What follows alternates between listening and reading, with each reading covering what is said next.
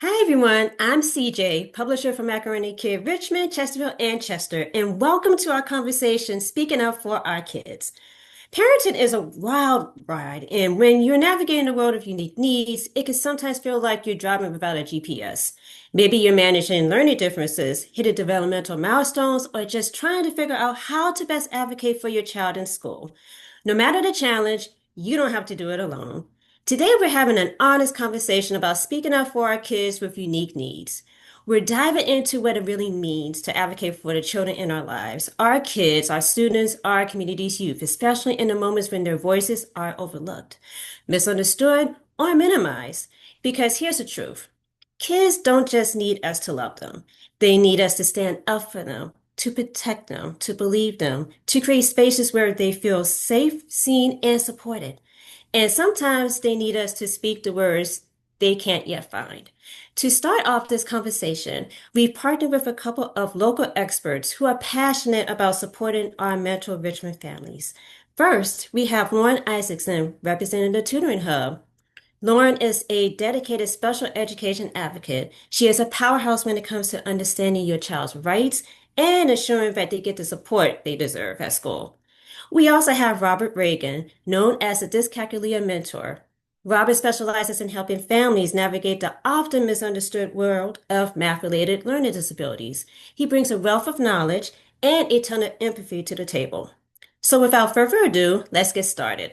We're going to discuss general topics about eligibility and evaluations, navigating school support, and school accommodations. Each of our experts will share their expertise and share tips on how to address each topic. Let's start with the topic of eligibility and evaluations. What advice would you give to a parent with the following concern? I'm not sure what my child has a disability. What should I do? Lauren, how about you start? Yeah, that's a great question, and thank you for letting me speak on this topic. Um, for students in the public school system, you have a lot of supports already in place, a lot of laws that back you as a parent. And so, if there's any concern, bring it to the school. I would first say, call up the teacher, ask for kind of clarity of what they might be seeing in the classroom, and compare notes to see if you're seeing that in the same way at home.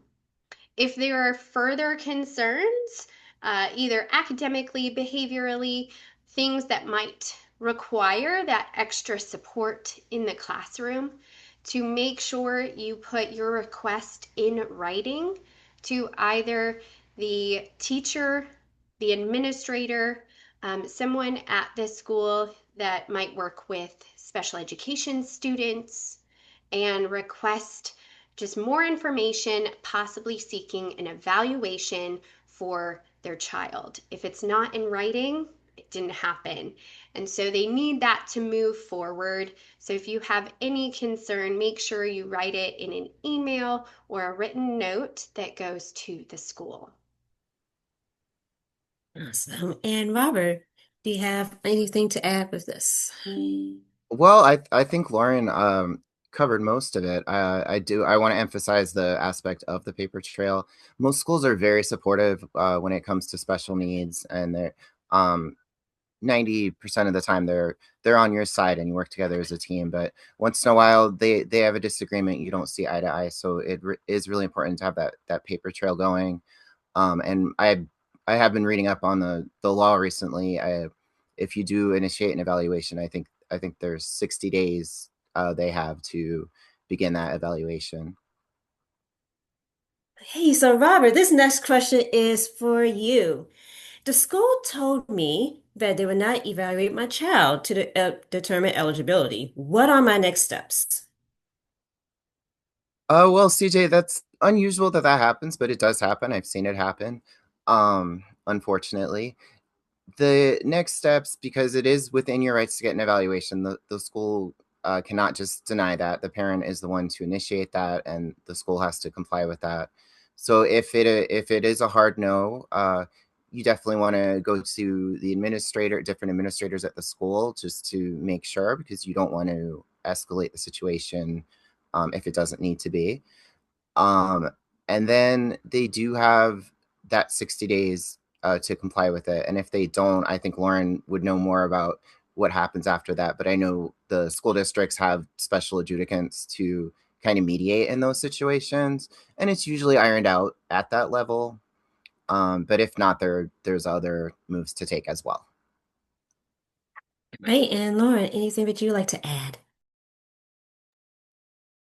Yeah, just piggybacking off of that, you do have within your parental rights uh, to request an evaluation, um, and they do have to typically hold a meeting within 10 days of that formal written request, to talk about the process and what it will look like for evaluating, and then that 60-day timeline begins. Um, to actually hold those evaluations. If you do get pushback from either a teacher or an administrator, definitely call us here at the Tutoring Hub, Tutoring and Advocacy. We'd love to walk you through that process. Oftentimes, when you are receiving kind of that disagreement between the school and the parent, and they don't feel the need for an evaluation either at that time or it might not be appropriate in their eyes. Um, Sometimes they just need someone else, an advocate, to come and help ease that process. Great, thank you. Now, I remember having to go through this with my son years ago. But the question to you, Lauren, is should I get an independent non-school evaluation? That is a great question.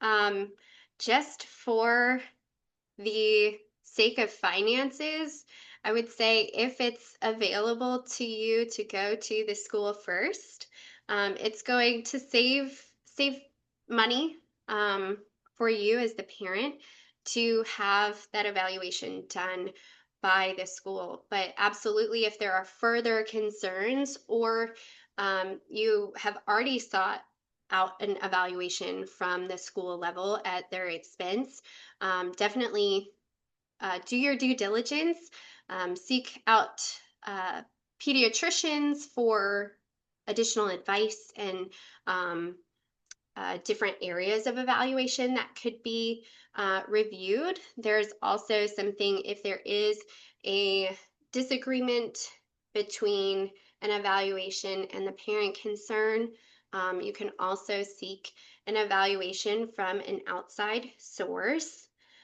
that is at the expense of the school. And so that is something that you can walk down that road, but I would often just advise the parents, just for the financial burden, to go to the school first and see what they can do. And I know, Robert, you work for those with this calculia. Um, have you ever been approached with families asking about these evaluations? Oh, yeah, all the time. And the school evaluations, again, they're free, so that you really need to go with that. But I do have to say all the outside school evaluations I've seen from professional psychologists are always so much more robust and provide additional information and insights. They use they'll use the tests that the school used, but they'll also use some additional tests to gain more insight into the situation. Um, but most of the time, the school evaluation is enough. So I would go outside if you want that additional information for your child, or if the school's not complying, you might need to go that route. So it's not going to hurt you, but free is always good. Always. So, Robert, you were talking about how parents approach you about evaluations. A parent would ask, how would I choose the best psychologist to evaluate my child? That is a really good question. So I'm based in Richmond, and all the clients I work with right now are in the vicinity. So I'm familiar with probably the top 5 to 10 psychologists in the region. So if it was somebody nearby, I would give them a couple of those names because I read those reports all the time and I know which ones are good. And but outside of that, I would call with the psychological evaluation center. I would meet with the people, ask what they do. Because if you're going to put out that much of an investment to find out about your child's needs, you want to make sure that it's exactly what you want. And they all do it a little bit different. So it's good to see, talk to other parents, ask the center for references. Of course, you can look at reviews online as well. Really echo what Robert has said. Absolutely. I think doing your due diligence of your own personal research, always asking your family pediatrician is a good place to start.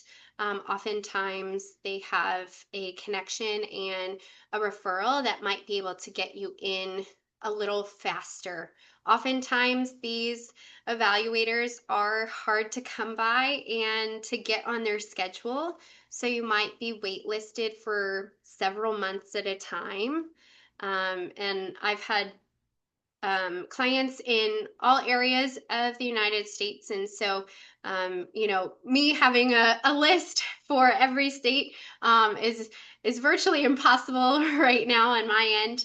But I do have some of those local connections as well that I would refer people to. Often if a school is saying that a child is not eligible at this time after an evaluation and a parent seeks a IEE, which is that part where the school fits the bill, they often have their own list of providers that they work with for those. So also seeking this school could be a great start to those on their approved list as well. Great, and thank you. So our next topic is navigating school support. And Lauren, I'm going to start with you. A parent would ask, how do I decide whether to get a 504 or IEP? I get this question all the time, and I absolutely love tackling this. So even though they are always linked together, they are very different documentation. And so a 504 plan is for a student that basically has a medical diagnosis. So that could be something where a child has a wheelchair, and so they have to navigate school with a wheelchair. And so, what accommodations and modifications need to be made for their school day for them to have access to their education? It can also be for a student that has ADHD or a student that has diabetes and would need to go to the nurse even during state testing season. And they legally have to have those modifications to their typical school day based on their medical need. So that's the 504 plan side. They really target those modifications or accommodations to the typical school day for the general population. And then the IEP is for specially designed instruction by a certified special education teacher, not just a paraprofessional, that designs accommodations, modifications, and instruction to meet that child's specific need based on a diagnosis of a disability that can be in the category of behavior, can be in the category of a learning disability, it can be in the category of another health impairment, something like ADHD. And so there's a broad spectrum of needs that an IEP can serve, but it is that specially designed instruction piece to kind of bridge the gap in order for them to have access to general education. And so there's a lot more documentation in an IEP than a 504 plan because they are different. And I often find myself explaining that to school staff as well that are not well versed in the areas of special education. And so there is a difference between the two. The 504 is more on the medical diagnosis side that are just making modifications or some additional breaks throughout the day, some sort of accommodation to the school day for that child to have access to their education rather than that specifically designed instruction piece for their student. Great. And Robert, when it comes to dyscalculia, where does this fall? Does it fall under a 504 or an IEP?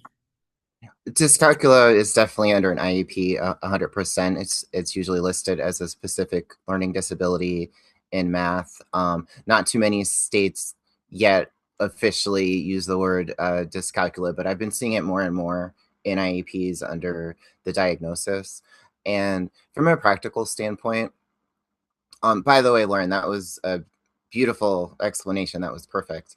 But from a practical standpoint, if you're really on the fence between the two, and you're like, I don't think my child really needs that specially designed instruction. They just have some medical needs just to gain access to education and to the classroom. You definitely want to go with the 504 if the IEP doesn't really seem necessary. Because, like she said, it's a lot less involved. I've seen IEPs that are over 50 pages, and you can imagine all the meetings and the work that goes into that for good reason. But if that's not necessary, why go through all that? It's a lot more work for you, a lot more involved for your child. So Yes, absolutely. And I can remember when working with my son in the beginning, he was in preschool at the time. So we actually started off with an IEP. And then by the time he was, I guess, getting ready to go into the fifth grade, I guess you could say he graduated from an IEP to a 504. And that was like just in time before the pandemic. So, um, yeah, so we kind of had like the experience of both, but I've found that, if your child is hitting all of those milestones, that is not uncommon for an IEP to eventually change into a 504. So that was one thing that I've learned. So I know that also in the IEP process, I know that I was very involved, but Robert, with your experience, how involved should a parent be in the IEP process? a parent should be completely involved. Um, it covers everything from diagnosis to the goals that the child needs, whether they're academic, behavioral, social goals. It goes through accommodations. It goes through different additional resources that are met for their educational benefit.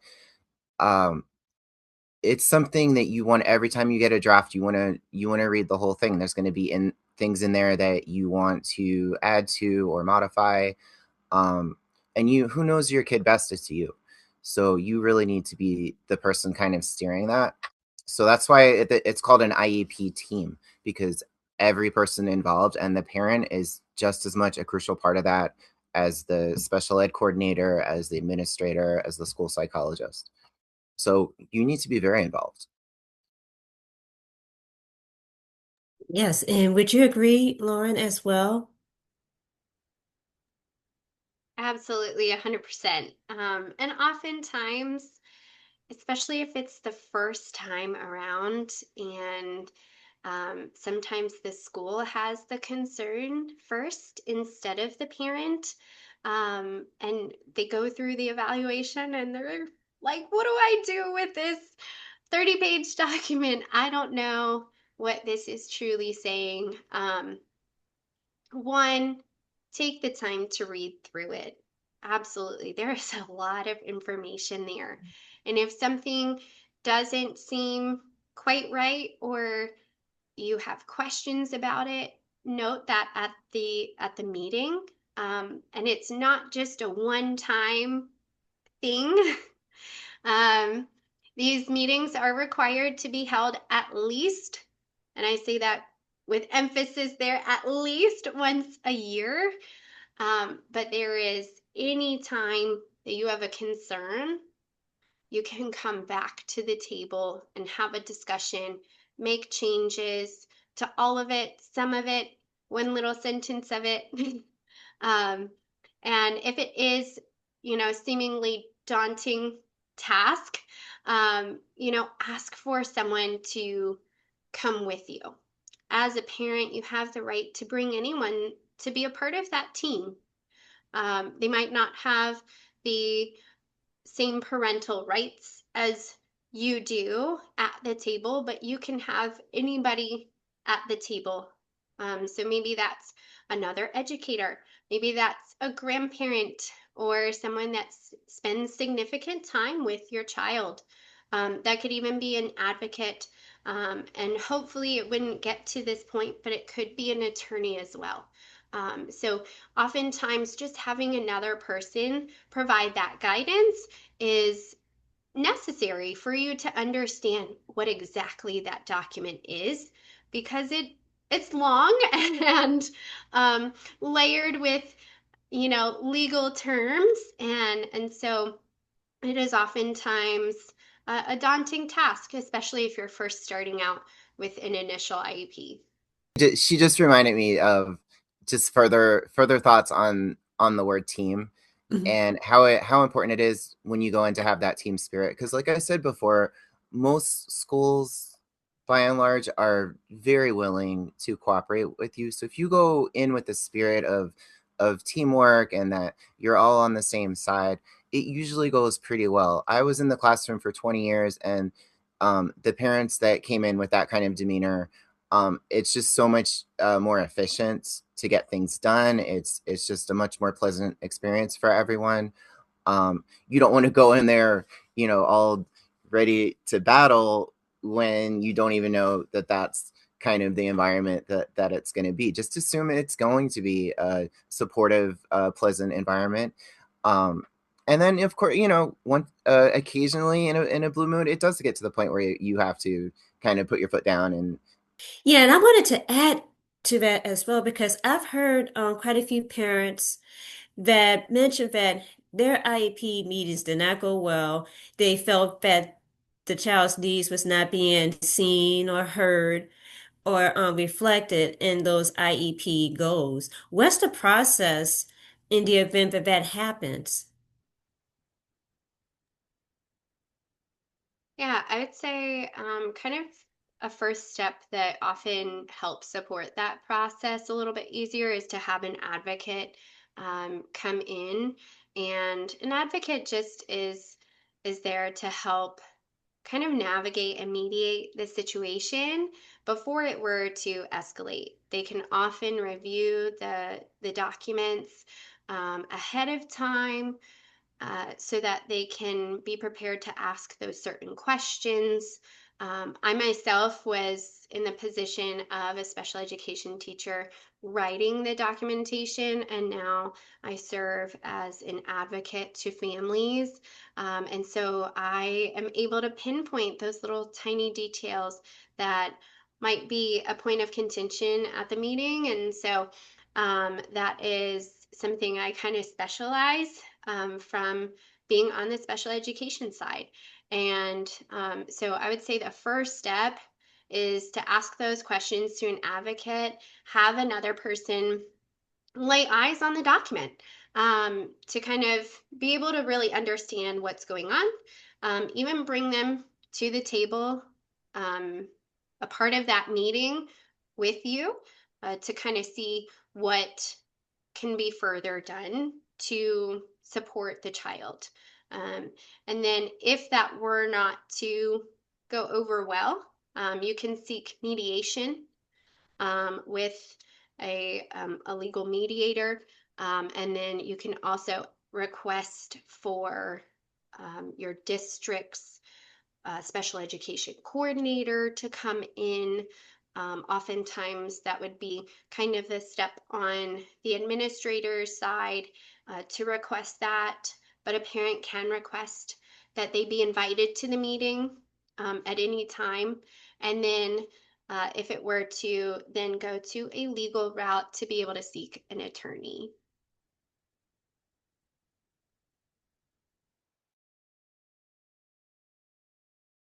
Back on. Yeah, you froze for like 10 seconds. So can I just go through like that last part? Yeah. Okay. So what did you hear last? Ooh. So you Okay, were talking, yeah, so you were talking about, oh, my brain. that's My I'm okay. the I'll wrong just person. kind of I'm the wrong person to ask. I'll just kind of repeat. No, you were saying like the getting the Special education coordinator. coordinator, and then you said that's usually like the administrator can initiate that, and then you might have said one more sentence after that. I forget. Okay. Then I'll pick up from there so we don't have to do the whole thing again. Oh, So obviously a administrator can seek out that additional support from the special education coordinator, but also the parent can invite them to the meeting as well. And then if all of that fails, or there are still some additional concerns that you feel are not met or heard, then you can go to an attorney, an educational attorney that can help navigate that situation from the legal perspective. But oftentimes, it's our goal to not get to that point because no one wants to bring in lawyers and legal fees. But that is something that would be kind of down the road. thanks so much, Lauren. And Robert, do you have anything to add? Um, a little bit. I ideally, as Lauren said, you don't want to get to that level where you have to involve the district coordinator. So my advice is really do your research. Have all that documentation. If you did have a psychological eval, read through that, have that ready, and so you can point out certain things to the team, because you really want to get to the point where you're all on the same page and you're kind of pushing forward together. Under federal IDEA legislation, you do have the right to access all of your child's school records. And that's everything from grades to behavior, visits to the nurse's office, everything in their cumulative file, you have the right to have access to. So definitely get that at some point. Any communication from the teacher, evaluations, emails about how they're doing, any correspondence like that is material that can really work in your favor. So do your research, keep track of all those files and documents, and it will really help you a lot. Okay, that's wonderful advice. Thanks, Robert. And while I have you, we are going to actually talk about accommodations. And I know, Robert, you work with students that have difficulty in math. What are the best accommodations for dyscalculia and making sure that they succeed? Well, so IEP stands for individualized education plan, and the accommodations fall under specially designed instruction. So keywords are individualized, specialized. Every student is so different, but I can say some common accommodations that I do see, and then it varies. One student might need it, one student might not. A really important thing for a lot of students I work with is having math visual aids. So having a grid paper to work on to line up their numbers because they have trouble spacing numbers out. To have charts, fraction charts, where the fraction bars are kind of lined up so they can see equivalent fractions. A lot of students have a use of a calculator at the teacher's discretion for when they're learning topics that aren't focused specifically on calculation. There's so many accommodations out there, but like I said, they're very individualized. But those are some of the big ones that I often see. And when it comes to testing, Robert, is a follow-up question. What are some of the best accommodations for that? Because many times and probably almost all the time with state testing, you are not able to use a calculator for certain portions of testing. So, what are the best accommodations for that? Well, there's state testing and then there's just regular school assessments, and IEPs you put those under two different categories. So it'll say class setting testing accommodation, and then there'll be a state testing accommodation, because as you can imagine, there's very strict kind of guardrails for the state evaluations, because they don't want schools to have an unfair advantage if you just give too many accommodations on a test. But it's extremely rare that you would see an accommodation that might allow a student a calculator on a non-calculator portion of a state test, because that's kind of the whole point of that section. The more common ones you see are small group testing, especially for students with attention deficits. Some students, dyscalculia often I can't say this word, concomitant with dyslexia. So a lot of those students are allowed a read aloud software or a person in the room that reads the test to them, so they have access to the material and can actually answer it. So those are the two big ones, would be like small group testing and read aloud for state tests. Thanks, Robert. And Lauren, what are the best accommodations generally for students, especially when it comes to 504 and IEPs? I feel like that's a loaded question, and unfortunately, we can't be here all day to list off accommodations. Um, but I do see often, especially for younger students, elementary age students, I see a lot of breaks being an accommodation that's often in a 504 plan and an IEP. So typically the school would have to determine, how frequent these breaks are, how long these increments are. But oftentimes that's just for movement or for kind of refocus. I see that a lot for students that would fall under the OHI category, maybe just having a little extra energy and needing kind of that for refocus. So I do see a lot of breaks, but there can be anything from additional writing utensils, so specific pencils, pencil grips for fine motor skills, to larger lined paper for something that might be a little bit more of a visual impairment. And then also, I do see once we get into that third grade time with testing season, I do often see that small group testing, the read and write with the Google feature is often time that's kind of that speech to text and text to speech for those that are significantly below grade level reading.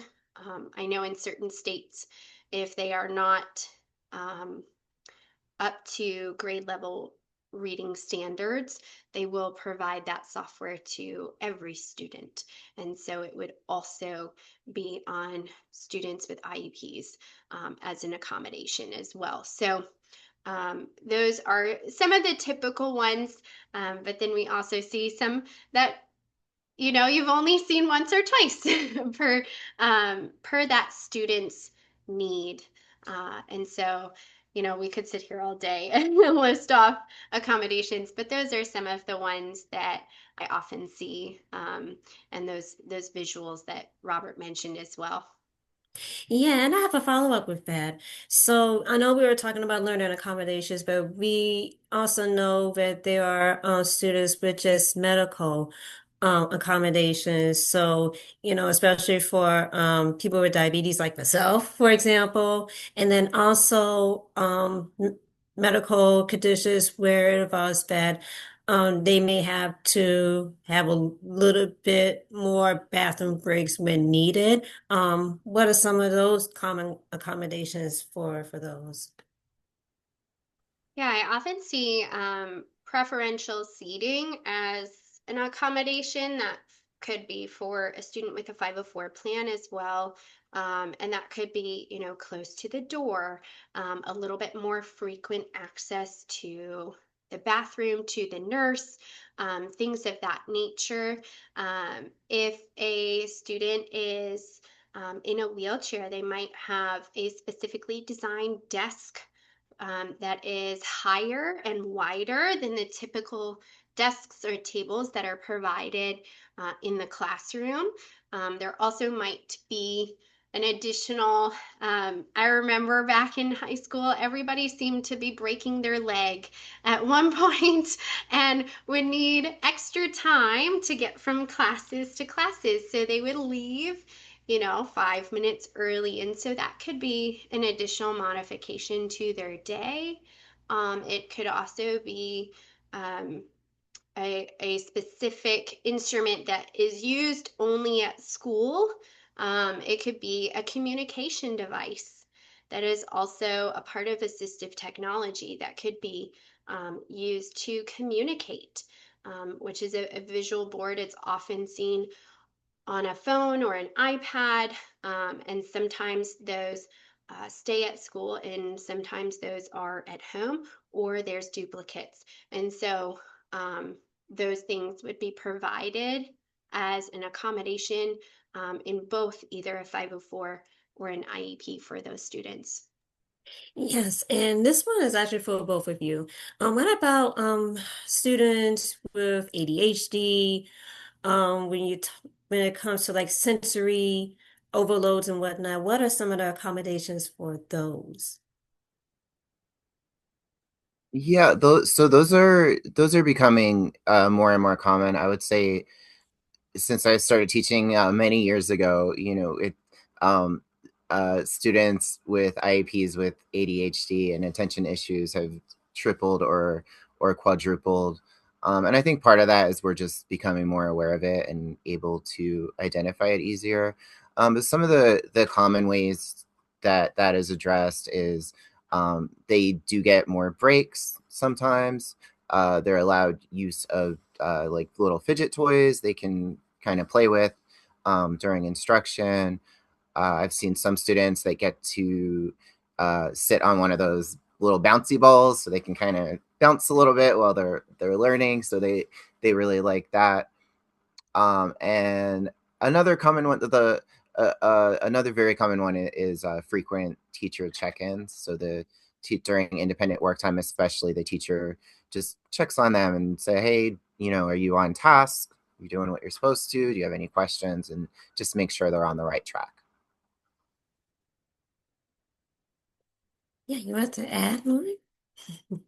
I was just going to say, I think you hit the nail on the head there with the most common ones that I see as well. Of course, there's additional ones that can always come into play, and that's also dependent on age. And I say age just because there is a difference between elementary school. You're often in the same classroom pretty much all day, whereas in middle and high school, you transition. So the transitions can also be accommodations as well for those students that need that refocusing or that ability to move. And so yeah, but you hit the nail on the head there with the most common, I believe. Yes, thank you both so much. So, the parent might be asking right now, are there a list of sample accommodations somewhere, according to what their specific needs for a child? Where can they find that? Robert, I'll start with you. Sure. So first of all, an IEP, there is no uh, official guidelines like this. Accommodations must be from this menu of accommodations. An IEP team can design their own accommodation for that child's needs. That being said, 99% of the time, they are accommodations that are kind of go across the board on different IEPs. And I was kind of I live in Virginia, so I was just casually sifting through the Virginia Department of Education's website, and I did find a list that they had. I perhaps I can put a link somewhere, but and it had different needs that needed to be met, and then it had different possible accommodations, and that was really nice to see because there were some really good ideas on there that I actually hadn't seen on IEPs that probably should be on some of the ones I've come across. So there is material out there, but it's not limited to that. Great. And what about you, Lauren? What are some great resources for finding sample accommodations? Yeah, going to your state Department of Education website is going to be kind of the first thing that I recommend.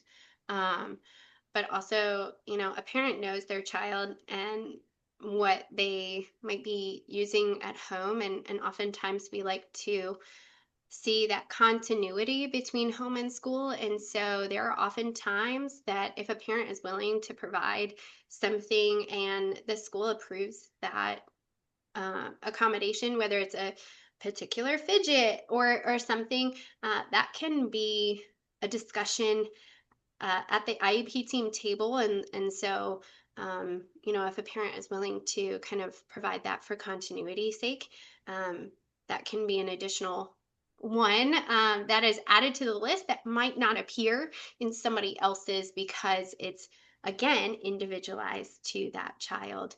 But looking at the state website is going to be, I would say, your first go to look.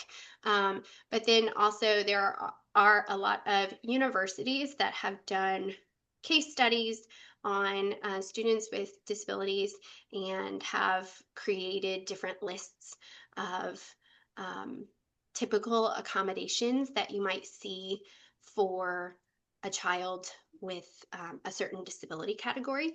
And so those are also, you know, able to be researched online and are a great resource just to gain some ideas of what might work. And often in the world of special education, it's trial and error.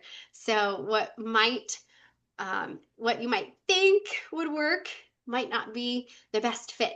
And so that's where coming back to the table and having that annual IEP meeting to readjust as necessary. You might see like what was an accommodation 1 year is not going to really work in like that transition to middle school age. And so that is something that will often change over time. And what the whole process of an IEP is for that child to gain access. And I remember you saying, there was a switch. You went from an IEP to a Mhm. 504. And sometimes I have walked that road of kind of graduating from an IEP because a child has learned those skills to be able to access their education in the general curriculum. And so that's what we want to see. It doesn't always happen, or it doesn't happen, in a specific timetable, but that is something that, does ebb and flow as the student ages. Absolutely. And one final question. And I would start with you, Lauren. What can a parent take away from this conversation? Any encouraging words for the parents that are listening that are going through this process?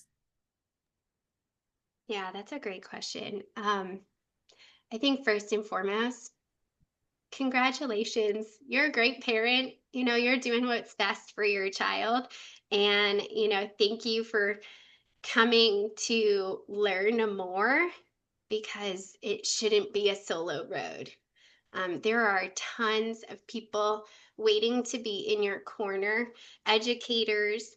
It's not a battle. We want what's best for your child. And so I would say keep doing what you're doing. And when you need help, ask for it. Um, and I would probably say that Robert would say the same thing, and any educator would as well. We want what's best for the child, but as the parent, sometimes you just want that encouragement. And so keep doing what you're doing, I think is the takeaway. You know, Thank you, Lauren. That was beautiful. I would say that you as a parent are the most important person in your child's education, evolvement, and process. And the fact that you're willing to ask those questions and to think about these things and do all the work to get the right things in place so that your child can be successful uh, is just a testament to that the parent is the number one person to support a child at a school. They do as much as they can. They have good intentions, but they have a lot of other kids to look out for too and to work for. You're the only one thinking about your child all the time. So use that to your advantage because it's going to really, really take your child far. And yeah, I don't know. It's just beautiful to see parents advocating for their child. absolutely. And that concludes our conversation. So, Robert, can you share with the parents how can they reach out to you? Probably the easiest way is through my website, dyscalculamentor.com. If you put it in a search engine, it should just pop up. And I'm on the socials too if you search for that as well. All right. And Lauren, how can people reach out to you? Yeah, we'd love to hear from you on social media. We're on all the platforms at the Tutoring Hub. And then you can find our website, thetutoringhub.com. And yes, we're based out of Virginia, but we do help families all over the United States. So don't let that be a deterrent for you that we're not in your area, especially now that everything is virtual. So this is a perfect, we're a great resource for all 50 states. And be sure to check us out on social media as well. Yes, and if you like more of this content from us, you can find us on social media at MacKid Richmond, Virginia, or MacKid Chesterfield, and you can also find out more information on our websites. And until then, bye guys.